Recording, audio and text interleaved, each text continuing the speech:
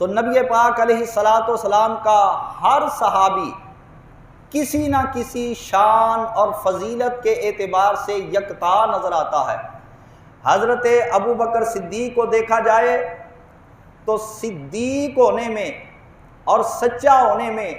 آپ کا ثانی کوئی نہیں، اور حضرت فاروق اعظم کو دیکھا جائے تو عدل و انصاف میں آپ کا ثانی کوئی نہیں، اور حضرت عثمان غنی سرکار کو دیکھا جائے تو صاحب شرم و حیا ہونے میں آپ کا ثانی نہیں۔ مولا کائنات کو دیکھا جائے تو شجاعت اور بہادری میں کوئی آپ کا ثانی کائنات کے اندر پیدا نہیں ہو سکتا۔ تو حضرت عثمان غنی رضی اللہ تعالیٰ عنہ اس قدر شرم و حیا کے پیکر کہ جب تنہائی کے اندر غسل فرماتے تب بھی اپنا سطر والا حصہ کپڑے کے ساتھ ڈھانپ کر غسل فرمایا کرتے، اور کبھی اپنی شرمگاہ کی طرف نظر نہ فرمایا کرتے تھے، حتیٰ کہ آقا دو جہاں علیہ الصلاۃ والسلام بھی ان سے اس قدر حیا محسوس فرماتے کہ جب اللہ کے نبی گھر کے اندر جلوہ افروز ہے، آپ کی پنڈلی مبارک سے کپڑا ہٹا ہوا ہے اور آپ کو خبر دی جاتی ہے کہ یا رسول اللہ دروازے پر عثمان غنی تشریف لائے ہیں، وہ آپ کی خدمت میں حاضر ہونا چاہتے ہیں، وہ آپ کی زیارت کرنا چاہتے ہیں، آپ سے ملاقات کرنا چاہتے ہیں۔ امام الانبیاء علیہ الصلاۃ والسلام جلدی کے ساتھ سیدھے ہو کر بیٹھ گئے اور اپنی پنڈلی مبارک کو بھی ڈھانپ لیا، اور آپ کی خدمت کے اندر عرض کیا گیا یا رسول اللہ کہ یہ پنڈلی سطر کا حصہ تو نہیں، عثمان غنی سے آپ نے پنڈلی کو بھی چھپا لیا۔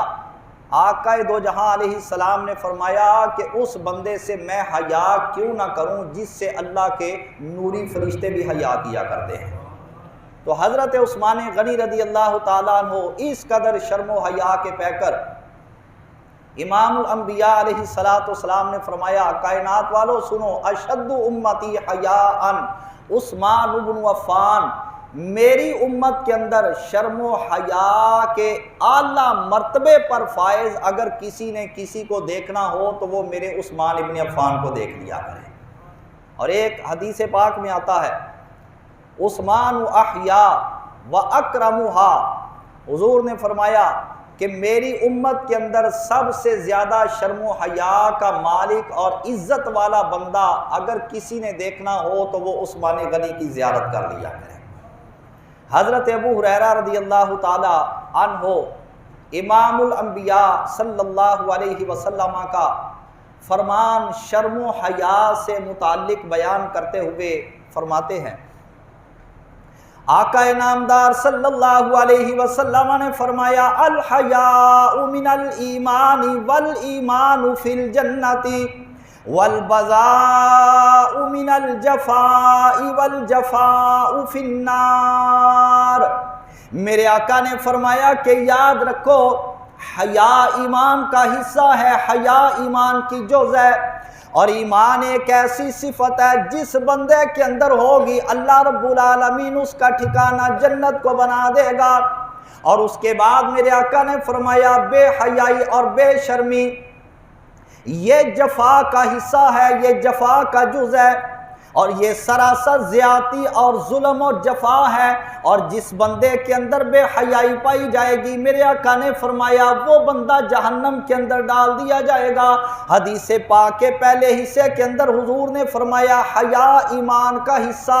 جہاں پر حیا ہوگا وہاں پر ایمان لازمی پایا جائے گا، اور جہاں پر ایمان ہوگا وہاں پر حیا لازمی پایا جائے گا۔ ایسا نہیں ہو سکتا کہ حیا والا ہو مگر ایمان سے خالی ہو جائے، ایسا بھی نہیں ہو سکتا کہ ایمان والا ہو اس سے شرم و حیا نکل جائے۔ میرے آقا نے فرمایا حیا اور ایمان یہ دونوں ایک جگہ پر رہا کرتے ہیں، جہاں حیا ہوگا وہاں پر ایمان ہوگا، اور جہاں پر ایمان ہوگا وہاں پر حیا ہوگا، جہاں حیا ہوگا وہاں ایمان ہوگا، اور جو ایمان والا ہوگا وہ جنت کے اندر جائے گا۔ حضرت عثمان غنی رضی اللہ تعالی عنہ صاحب الحیا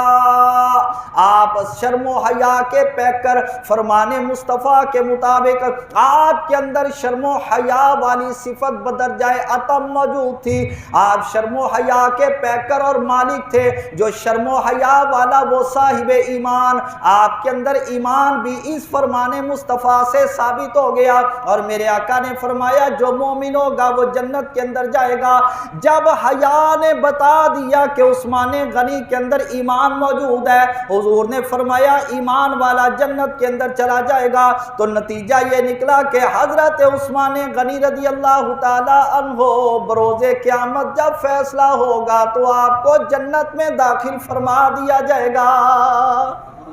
آقا نامدار صلی اللہ علیہ وسلم نے فرمایا الحیاء لا یأتی الا بخیر۔ میرے آقا نے فرمایا کہ شرم و حیا جہاں پر موجود ہو وہاں پر خیر ہی خیر ہوا کرتی ہے۔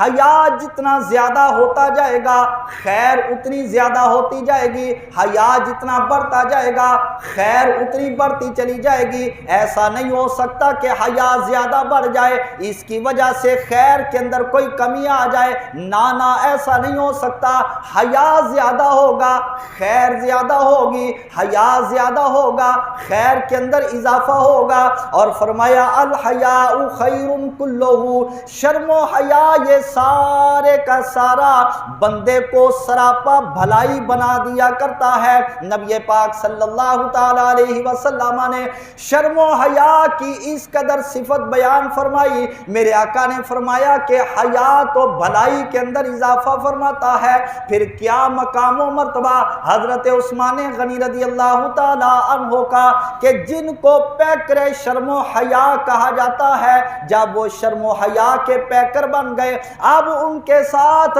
اللہ رب العالمین نے خیر کا کس قدر ارادہ فرما دیا، یہ تو ہماری عقل اور سمجھ اس کا فیصلہ ہی کرنے سے قاصر ہے۔